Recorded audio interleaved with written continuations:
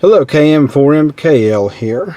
This is an overview of the installation of my Icom 2730 amateur transceiver that I installed in my 2010 Hyundai Santa Fe. Installation of the power cable for the battery was fairly straightforward in this vehicle compared to other vehicles at least. Doing some research online, I found that this panel could be easily removed by loosening the two 10mm bolts on the bottom left and top right portions. The black and white cable is the cable that was supplied with the radio. I simply routed it around some conduits and hoses that I found in the back part of the engine compartment against the firewall, and routed the wires to the battery. I bought some connectors from a auto supply store and connected both sides of the battery. This connection here on the positive side did require a minor modification of the cover for the positive terminal. That worked out pretty well. It is important to make sure that you keep the wires, or the cable rather, away from any type of moving parts and as far away from the engine as possible. I had a lot of room to work with in this vehicle because this is the 4-cylinder version of the Santa Fe. They make a 6-cylinder version which takes up a lot more room towards the firewall. Once I got the panel loose here, I simply fed some electrical fish wire through the firewall. The fish wire very easily dropped behind the glove compartment and into the carpeted area of the passenger side footwell. I was then able to pull the wire through the firewall from the cabin side and into the engine compartment. It is a very good idea to make sure that if you do something like this, that the wire is fed out the bottom of the cover. The cover is designed to be watertight, and this way if there's any water that gets onto the cable, it won't leak down the cable and into the engine, into the cabin. It'll leak down and into the engine compartment and onto the ground. This installation, the head unit is mounted above the rear view mirror. This allows it to be easily accessible, but at the same time also makes it difficult to see from the outside of the vehicle. I took this advice from a friend of mine who had a head unit for a Kenwood radio stolen from his vehicle. He had it mounted lower in the vehicle on the lower console where it was easily seen from the outside. The cable for the head unit is routed into the headliner, down the A-pillar, and around into the underneath the weather stripping, down into the floorboard where you can't really see it, and underneath the trim below the door. Very much the same way the antenna cable was routed. Then it goes underneath the seat to the main unit.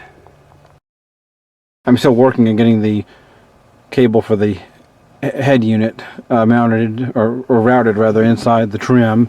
I couldn't get the headliner down far enough to push it in there, so I'm going to, in the very near future, get a tool that'll allow me to do that. This vehicle, like many modern vehicles, has a airbag on the passenger side and the front side, curtain airbags, and so it's going to be very important to make sure that this wire is tied out of the way or pushed out of the way to where it will not interfere with the airbag deployment if there is an accident. The main unit for this installation was put into a plastic container with the lid off to make sure that there's plenty of room for air circulation, and put under the front passenger seat. The plastic container secured to the carpet using several thumbtacks, though Velcro would work for this purpose as well.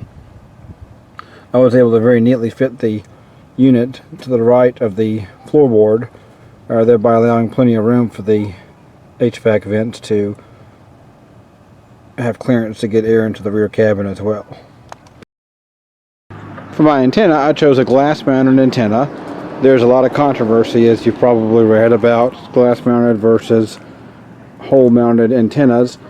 I decided I didn't want to put a hole in my vehicle rather, and so I elected to go with this option, which is a compromise, but it works quite well. I have no problem hitting distant repeaters with this setup. This is a half-length dual-band antenna, and I mounted it low on the glass to make sure that it would get into my garage, which it does very easily. On the inside of the glass, the other side of the antenna is mounted using a double stick tape. I then routed the antenna cable rather, through the trim. This did require that I pretty much disassembled the rear portion of the vehicle, taking out these engine compartment containers, or these taking out these cargo containers, pulling the weather stripping off the rear part of the vehicle, and then loosening the trim as well. You can see where the antenna is routed underneath the trim here in the rear passenger side of the vehicle. I did take care to route all of these wires underneath the seat track so that the seat would not cut any of the wires or strip them as the seats move back and forth. Then the antenna cable is routed into the head unit, or the main unit rather, below the front passenger seat. If you're going to put the main unit rather, underneath a seat, it's usually a good idea to have an external speaker so you can hear the receptions a lot better. Icom does make a very nice speaker for this purpose, but I simply went to a truck stop and purchased a CB speaker, which works very, very well. There are a number of places in the vehicle you can install it. Just simply for the sake of simplicity, I decided to install it in the footwell on the passenger side of the vehicle. This allowed me simply to route the wire underneath the trim, and underneath the trim for the door, and underneath the front passenger seat, and into the main unit. I've been using this for about a week, and so far it has been very clear and easy to hear. So far I have not regretted installing it, even though it is pretty far away from the driver's side of the vehicle. The last part of my install was figuring out a place for the microphone. If you install the head unit underneath a seat or on some other hidden location, it will be necessary to get an extension cable for the microphone. I did look online, and Icom does make an extension cable that will work quite well for this purpose. However, it was $35 or more, which I thought was a lot for what appeared to be a simple Category 5 Ethernet cable, an RJ45 cable. So I decided to simply purchase a shielded RJ45 cable along with a coupler to complete this task. It did work quite well and cost a very small fraction of the cost of the Icom's proprietary cable.